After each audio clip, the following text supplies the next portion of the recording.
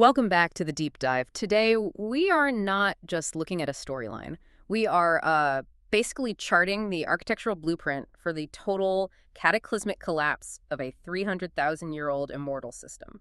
That's a perfect way to put it. So strap in, because this deep dive is all about relentless ambition, betrayals on a scale you can barely imagine, and really the calculated exploitation of the greatest legacy in Northern Plains. Absolutely. Our mission today is, well, it's a big one. We're trying to distill a sprawling, truly monumental epic down to its core. We're focusing on the dramatic, rapid, and frankly brutal ascent of one individual Feng Yuan. Right, operating as Wolf King Shenyin at this point. Exactly. And we're going to break down how he leverages every single piece of foresight, every known vulnerability, to dismantle Giant Sun Immortal Venerable's legacy from the inside out. We've broken this down almost like a grand, dark military campaign. We'll cover the impossible setting, the careful setup that identified that one fatal flaw. Then the major plot beats that just accelerated the chaos, the terrifying climax, and the profound character shifts that emerged from all that wreckage. And finally, the new, incredibly dangerous status quo left in the wake of all that destruction. This is really the story of how absolute cunning, backed by knowledge, brought an immortal foundation crashing down. So let's unpack this. Okay, so to really appreciate the scope of what Feng Yuan achieved, you first have to visualize the sheer scale and the profound security of what he was targeting. The Imperial Court Blessed Land it's ancient and massive. And it was established by Giant Sun Immortal Venerable, a rank 9, a supreme being. Supreme being, yeah. And what makes this place so significant, beyond just its age, is the mechanism he used. Because of Giant Sun's mastery of luck path and enslavement path methods, this whole realm, it just doesn't suffer from heavenly tribulations or earthly calamities. So it's like a perfectly preserved ecosystem. It's in the suspended, perfect, resource-generating state that should be immune to any kind of external destruction. It's essentially a perfectly regulated engine, and the infrastructure itself is, well, it's mesmerizing. The sources describe thousands of these 25-meter-tall towers, placed precisely every 8 line across the landscape. And they're not just for show, right? They're gilded in gold and silver, covered in gems, but they have a function. A critical function. They act as these immense collection points, like ancient totem pillars. The whole environment is designed to maximize resource accumulation. These towers gather up any wild gumworms that break off from larger groups, and they funnel them all toward the central power structure. Reinforcing the dominance of the Huangjin bloodline every 10 years when the Blessed Land opens. And that central structure, the absolute apex of Giant Sun's 300,000-year scheme, is the 88 True Yang building. This is the legitimate rank 8 immortal Go House. A supremely complex fortress originally made by long-hair ancestor, but now it's totally controlled by Giant Sun's will. That sounds impenetrable, just completely locked down. So let's introduce the force that's about to hit this impenetrable wall. First, our protagonist of chaos, Feng Yuan. Right. He's operating under the disguise of Shanyin, the Wolf King, and that disguise lets him command this massive wolf group with, astonishing mastery. He's only a rank 5 peak stage master at this point, but his core pursuit, his pursuit of eternal life, it just makes him unstoppable. And that ruthlessness defines him from the jump. Early on, he doesn't waste time on easy stuff. The sources detail how he purposefully goes after the eerie fire dragon python, a rank 5 mutated beast king. And why? It's not just for parts, is it? Not at all. He's using it as a training dummy. He's stress testing a new killer move in live combat. He gets charred black, coughs up blood from internal injuries, but the second he's done, he's organizing his gains and planning to capture the eggs to breed them later. Always optimizing, always thinking 10 steps ahead. He's a strategic sponge. He immediately starts collecting inheritances, Huo Jingjun's fire path recipes, and crucially, Duminjun's wisdom path tools. Specifically, the rare and expensive emotion poetry Gu. He's not just hoarding power, he's stocking up for his next evolution, gathering knowledge for refinement and wisdom path calculations. Now, let's look at the official heir He Lulan, the Alliance leader, the Black Tyrant. As a primary descendant of the Huangjin bloodline, he is automatically in the magnificent Sacred Palace. He's sitting right under that 60-meter plaque that reads, Hereditary Monarchy. He looks like the picture of legitimacy. He does, but it's all a facade. His real motivation is rooted in tragedy, in desperation. He Lulan's hidden goal is deep revenge, and to get it, he needs a very specific, strength path, immortal goo. And that urgency comes from his physique, right? The great strength, Yeah. true martial physique. One of the 10 extreme physiques. It's a critical detail. These physiques make you a child of Evan. You have immense talent, but you're also cursed. You face an early death unless you hit immortality, and fast. So He Lulan is racing the clock, he's desperate, and he's willing to take huge risks. And this desperation brings us to the core vulnerability. The one thing that only Fang Yuan, with his rebirth knowledge, could possibly identify. A massive, structural, critical flaw in a rank 8 formation. Something completely invisible to everyone else. The flaw is the DQ inheritance site, a specific spot where a small supporting tower is just missing. That should never happen in a perfect Venerable formation. It's an oversight. A tiny one, but Fan Yuan correctly deduces that this missing tower creates a backflow, a subtle leak, a loophole in the flow of heavenly power that protects the building. The ultimate architectural exploit. He knows from his past life that this is how others eventually break in, so he has a confirmed path.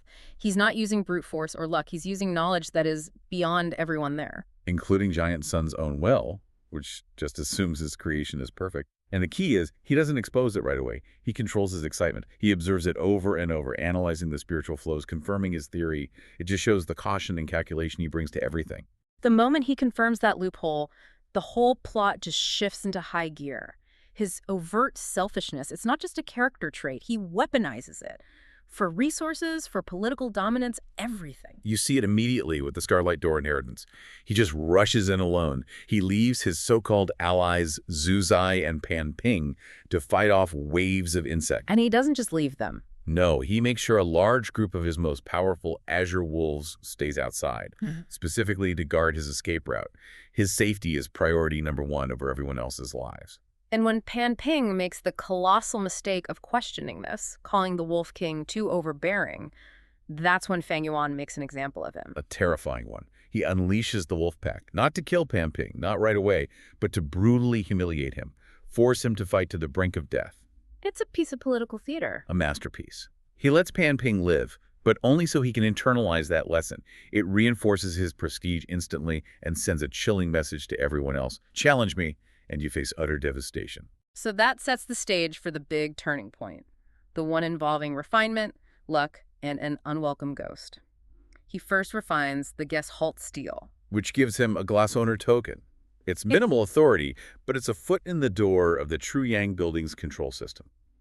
A crucial first step. And now the big one, the refinement at the decree loophole. He uses that secret phrase. Light in the soil, shine up to 100,000 feet high. And by doing that, he taps into the colossal rank 8 power of the True Yang Building itself. Which allows him to refine an extremely difficult rank 6 luck path immortal go. Calamity beckoning go. Okay, hold on. Calamity beckoning go. That sounds like the last thing anyone would want, especially someone obsessed with eternal life. Why would you refine a go that literally attracts disasters? That is the genius of it, and it links directly to the Grandmaster whose power he was borrowing, Mo Yao. She was a refinement path Grandmaster, and she made this go as a kind of final self-destructive insurance policy. An insurance policy. Yeah, it's a goo of immense power, but you can't really use it without basically committing suicide. She refined it while preparing a backup plan before she died, trying for a rank 9 breakthrough with her lover.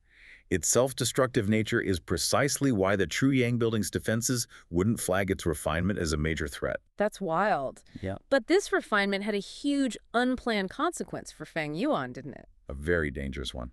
The shock of a rank 6 immortal goo refinement, done using rank 8 power through a flaw in the system. It was so immense and localized that Mo Yao's powerful lingering will, a remnant of the refinement Grandmaster, was unintentionally transferred and sealed inside Fang Yuan's mind. So he gets a ghost mentor, a reluctant ally who is also a massive containment threat. Exactly. She's constantly critical of him, trying to steer him back to a righteous path, or more accurately toward the goals of her own sect, Spirit Affinity House. But she's also a refinement genius, and her guidance immediately accelerates his power. How does that manifest? What's the first big upgrade? She helps him design a supremely powerful, custom killer move. The 6-arm Heavenly Zombie King. This is a major upgrade to his previous strength moves, and it requires incredible technical skill. The core of it is the almost extinct rank 5 borrow strength go. And that's combined with 6 types of flying zombie go and, 36 other supporting goo worms. That's right. Okay, so why is borrow strength go so crucial here? And what's with the zombie part? Borrow strength Q is incredibly rare because it lets the user temporarily borrow strength from something else, a beast, a mountain, whatever, and it boosts their physical power way beyond the normal mortal limit. The problem is that raw, borrowed power usually tears a mortal body apart. It's too much to handle. Far too much. Moyao's genius was integrating the 6 types of flying zombie go, all undead organisms. They have superhuman defense, resilience, and recovery. The zombie body is the only thing that can actually handle that borrowed strength without just collapsing. But developing a move that complex, it would require testing. And this is where Fang Yuan crosses a line, an irreversible ethical line, even for the demonic path. He engages in brutal, systemic human experimentation. To make sure the move is stable and has a high success rate, he captures hundreds of goo masters, many from the defeated He tribes. He uses them as live test subjects. Just to perfect the structure of his killer move. And the cost is staggering. How staggering are we talking? Staggering and chillingly efficient. 50 to 60 die in the first trials alone. Another 100 perish midway through testing. He is callously killing the vast majority, using things like blood skull goo, all to ensure his personal killer move reaches perfection. He completely ignores Mo Yao's horror. I have to stop you there, hundreds. Is this the moment Fang Yuan stops being just a ruthless opportunist and becomes a confirmed cold-blooded monster, even in the eyes of his, reluctant ghost ally? I think it is the definitive line. Mo Yao, even though she was a demonic cultivator, still operated within certain sect rules, certain contexts. Fang Yuan operates outside of all of it. He's testing the absolute limits of the mortal body.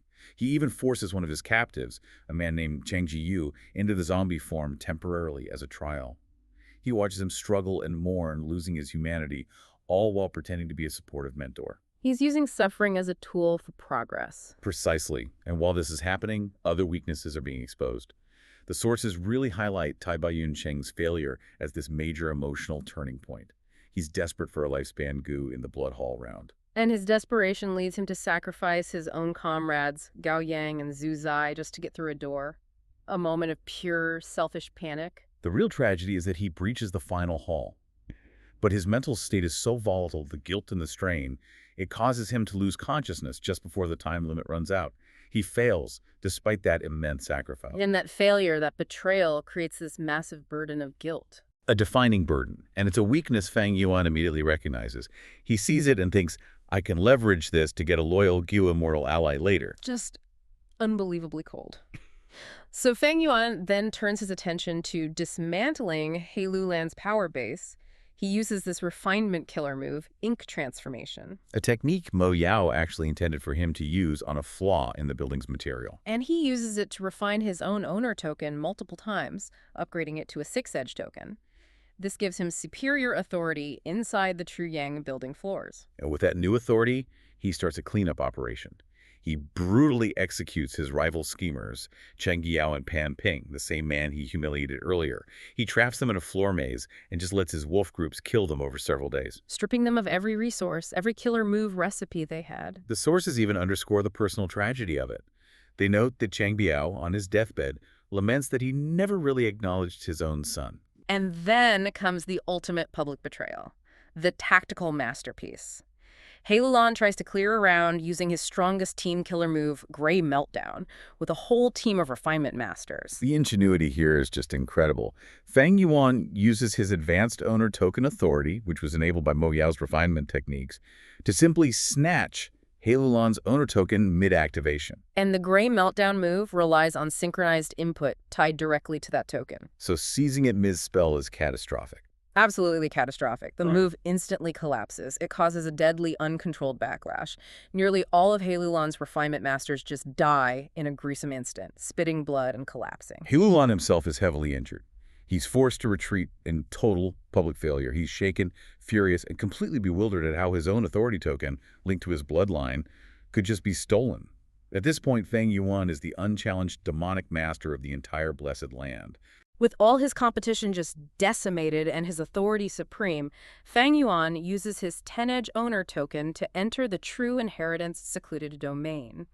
And this isn't just a vault, right? It's described as this terrifying, almost religious museum of impossible power. It is the ultimate repository, yeah. He witnesses this residual image of an ancient event. reckless savage demon Venerable, a rank 9 supreme being, effortlessly crushing the immense primordial ash owl with a single formless punch. The power level on display there is just astronomical. It's meant to emphasize the gap between him and true supremacy. To put that in perspective, we're talking about the difference between a pebble and the moon. Reckless Savage just erases something that would take a dozen modern Go immortals a combined effort to even injure. It's a different reality of power. Completely. And he explores other true inheritances left by Venerables. Crucially, he finds Giant Sun's life extension method, the recipe for the rank 6 possession of mortal goo, and Fang Yuan knows from his future knowledge that this recipe will become world-changing during the future chaotic war. So it gives him an immense foresight advantage. Like a huge one. And then he sees the truly impossible sight. The supreme true inheritance related to the rank 9 man Qi Gu. Mo Yao even confirms this inheritance is, quote, unparalleled in its scope. But he can't get it. No. In his mortal form, he's instantly humbled. He's just too weak. Merely getting close to the residual aura of the inheritance nearly kills him. It's a moment where he really confronts the massive chasm between mortal ambition and venerable power. The knowledge is there, but the capacity is not. Not even close. And that realization spurs him into action. He knows he needs immortal power, and he needs it now. So he makes a strategic move to solidify his gains by recruiting a powerful ally. He reveals his true status as a legacy disciple to the guilt-ridden Tai Bai Yunsheng. And Tai Bai, already consumed by self-loathing over what happened in the Blood Hall, is psychologically pliable at this point. Extremely. He accepts the 15-year lifespan Gu that Fang Yuan offers him. He realizes he has a second chance at life, even if he's now indebted to a monster.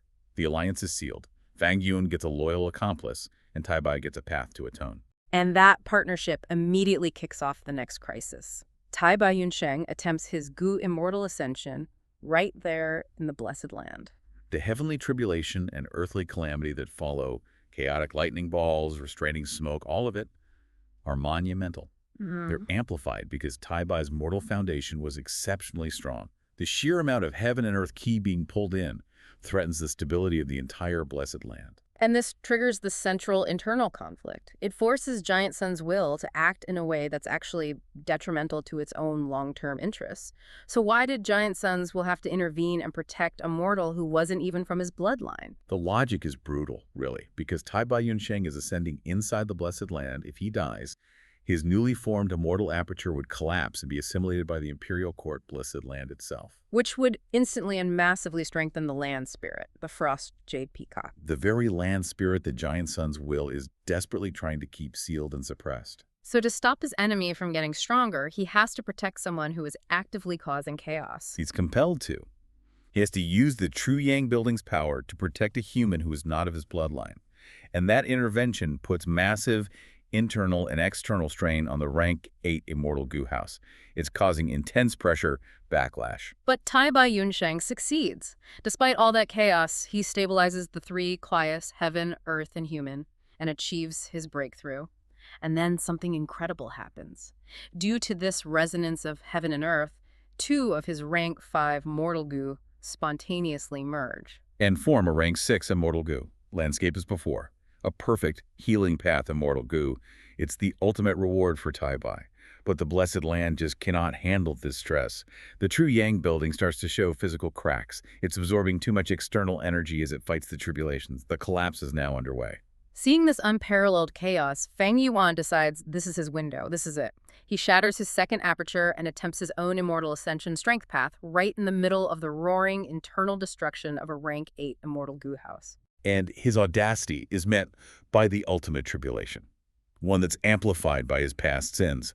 Because Fang Yuan had been actively trying to kill Ma Hongyun, the true destined child of luck who is protected by the legendary fortune-rivaling heaven, Gu Fang Yuan's own luck is now utterly chaotic, volatile. Chaotic fate attracts a chaotic tribulation. It does. And this chaotic fate attracts the final terrifying power, the appearance of the formless hands. This isn't a common tribulation. It's a residual trace of power left behind by the rank 9 thieving heaven demon Venerable. We need to linger on this because the formless hands are a huge plot device. How do they work and why are they so terrifying for everyone, especially the new immortals? They're terrifying because they are invisible, They are formless and they are indiscriminate. They don't target people, they target goo worms. And they seize them completely at random, pulling them right out of your aperture, forcing them out of your killer moves. They strip everyone, mortal and immortal alike, of their core power. So, if you're a goo immortal and you're relying on a complex killer move made of, say, 4 core immortal goo, a formless hand flies by and suddenly 2 of those goo are ripped out of you. Your move collapses, your power plummets, and you're left totally exposed. That is the terror of it. It causes a massive, immediate destabilization of power across the entire domain. Feng Yuan's meticulous planning has backfired and attracted an existential threat that only a Venerable could leave behind. The destruction is no longer localized. It is random and absolute. The atmosphere is just pure, unadulterated chaos. And Feng Yuan is fighting on multiple fronts at once. He's dodging the formless hands, trying to complete his ascension, warding off desperate attacks from He Lulan's remaining forces. And fighting the highly compressed, enraged Giant Sun's will, who is now focused entirely on crushing this intruder. And this extreme pressure forces the critical internal confrontation. Feng Yuan finally has to confront Mo Yao's hidden intentions. He realizes her guidance was always a trap. Her true overriding purpose was never to help him achieve eternal life. It was to use him to retrieve the rank 7 immortal goo house water pavilion. The water pavilion was secretly attached to his body this whole time, and she intended for him to return it to her sect, Spirit Affinity House. Her guidance was a long con. Completely. It confirms her help was never altruistic, it was always for her sect's gain. But the irony is just supreme. As a formless hand targets Feng Yuan, going for his core goo, the spring-autumn cicada Mo Yao has a split-second decision to make. Her desire to protect the water pavilion's physical location, which is right next to Feng Yuan, forces her hand. It does. She sacrifices the immortal goo house. She crashes the water pavilion into the formless hand to save Feng Yuan's life and protect its materials from being seized. The ultimate twist. The very thing designed to capture him is sacrificed to save him. But that moment of sacrifice seals Mo Yao's own fate. Absolutely. Feng Yuan, now having fully realized his personal philosophy, the road of life, recognizes that eternal life demands a cold, absolute, ruthless pursuit. Irrespective of any compromise or attachment, he sees Mo Yao's lingering influence as a threat. So he ruthlessly destroys her will entirely. And takes definitive control of the now scattered water pavilion materials. He then successfully completes his strength path ascension, but the price is immense and clear. Due to Mo Yao's tampering with the killer move recipe and the frantic, desperate way he forced it through, he is permanently stuck in the monstrous, undead, six-armed heavenly zombie king form. He's no longer human. Not truly. He has green blood, enhanced defense, frightening recovery. He's a rank 6 immortal, yes, but he's a monstrous, undead aberration. He sacrificed his humanity for power. And he immediately flexes this new power. He unveils his combined strength and enslavement killer move. The terrifying 8-arm road of life. This is the perfect yet unstable fusion of two paths. The very thing Mo Yao had ridiculed him for even attempting. And with his new zombie immortal strength, he effortlessly suppresses Giant Sun's will and all the remaining mortals. The battle won, he confronts He Lulan, who is now stripped of her last bits of political support. And here is the fantastic character reveal that changes the whole dynamic. It's a great twist. Wait. The Black Tyrant, this formidable leader of the Huangjin bloodline, the face of the alliance, was a woman seeking vengeance against Giant Sun. That deserves a moment. Indeed. He Lulan reveals her true identity as a woman, Su Xian's daughter. She's driven by vengeance against her father, who she blames for her mother's death, and by Giant Sun's oppressive legacy. And Feng Yuan, recognizing a shared demonic ambition and a mutual enemy, proposes a temporary pragmatic alliance. Purely transactional, built on shared ruthlessness. What was the exchange? He Lulan agrees to suppress Giant Sun's will. And she likely used a method targeting the special will goo that Giant Sun was relying on, in exchange for the rank 6 Dark Limit Immortal Goo, which is a vital stealth goo, and temporary use of fixed immortal travel goo. And Feng Yuan's final act inside the Blessed Land just shows his clarity of purpose. He prioritizes the total annihilation of Giant Sun's legacy over any risk of the Venerable's will recovering. Exactly. Utilizing the chaos from the formless hands and He Lulan's suppression, he directs the final attack on the True Yang Building's central control. He ensures the absolute, complete, and irreversible collapse of the rank 8 Immortal Goo House. Giant Sun's 300,000-year scheme is just pulverized. And with the building dissolving, the wind veil of assimilation closes in rapidly around the Blessed Land. It's about to end. So Feng Yuan, now a Strength Path Zombie Immortal, and Tai Bai Yun Sheng, now a Healing Path Good Immortal, use fixed immortal travel Gu to escape, teleporting directly to the safety of Hu Immortal Blessed Land. The dust settles, and the entire landscape of Northern Plains is just fundamentally and permanently fractured. So let's look at how our key players emerged from this cataclysm. For Feng Yuan, the changes are seismic. He achieved his goal of immortality, but the cost was profound. So baned. Status as a rank 6 Strength Path Gu Immortal, though in that undead zombie form. He also gained an invaluable, loyal, immortal ally in Tai Bai Yun Sheng and secured that powerful temporary alliance with He Lulan. Crucially, he cemented his philosophy, the road of life, where everything serves the pursuit of eternal life. But then, lost. His human form, that's a permanent physical and psychological change. He lost the vast majority of his high-rank mortal goo and resources to the Formless hands, and he exposed his true, terrifying nature to an immortal ally who now owes him everything. He Lulan's transformation is maybe the most dramatic. She sheds her entire public identity, so gained freedom. Freedom from the oppressive weight of Giant Sun's lineage and the pressure of her forced male identity. And she secured a concrete plan for vengeance against her father and the whole system. She also gained Dark Limit Immortal Goo and powerful temporary allies. Her transformation is huge. She sheds the male disguise and fully embraces her demonic path ambition and her true female identity. And it's confirmed she has the extremely rare, great strength, true martial physique. Her focus is now entirely on revenge. And then there's Tai Bai Yun Sheng, who is just defined by his guilt and his sudden good fortune. Gained immortality in the healing path, which was solidified by the spontaneous creation of the rank 6 landscape as before Gu. That gives him life extension and immense healing potential. And his transformation is that he's now utterly loyal to his senior brother Feng Yuan. He sees his service as a necessary atonement for his past betrayals. His main motivation now is using his healing skills to restore the damaged Dang Hun Mountain in Hu Immortal Blessed Land, which is a vital resource for Feng Yuan. This event didn't just affect the Blessed Land, though. It shattered the political structure of the entire region. The new status quo is one of extreme danger and a mad scramble. The destruction of the Rank 8 Immortal Gur House, the 88 Chu Yang building, it signals the immediate start of the chaotic era in Northern Plains. Countless goo worms, fragments, even immortal goo that were trapped inside, have been scattered across the territory. And this triggers a massive, unprecedented scramble for resources. It draws the attention of every single Northern Plains Gug Immortal, most notably the terrifying Rank 8 powerhouse, Old Ancestor Zhu Hu, who is looking to use this chaos for his own gain. And crucially, the Luck Path True Inheritance, which was forced out by all the chaos, escaped the Wind Veil, and is now physically protecting Ma Hongyan, the Child of Luck. That makes him a central, highly mobile, and immensely valuable treasure target. Which sets up the new conflicts immediately. Yeah. He Lulan is now actively hunting Ma Hongyan. She wants revenge and the Luck Path inheritance, which she thinks is key to destabilizing her rivals. And most dangerously for Feng Yuan, Giant Sun's main will remains outside, absolutely furious and plotting catastrophic, high-level revenge. For the destruction of his 300,000-year legacy. Exactly. Feng Yuan, for the moment, is safe in his new base, Hu Immortal Blessed Land, behind a veil of secrecy. The Rank 7 water pavilion was destroyed, but its materials are scattered and Mo Yao's will is crushed. His immediate goal is consolidating his new, monstrous zombie body, restoring Dang Hun Mountain, and preparing for the massive fallout that is inevitably coming. What really stands out looking back at this whole arc is the sheer knowledge that was on display. Feng Yuan, who was a mere mortal in the eyes of these Gu Immortals, managed to dismantle an immortal Venerable scheme.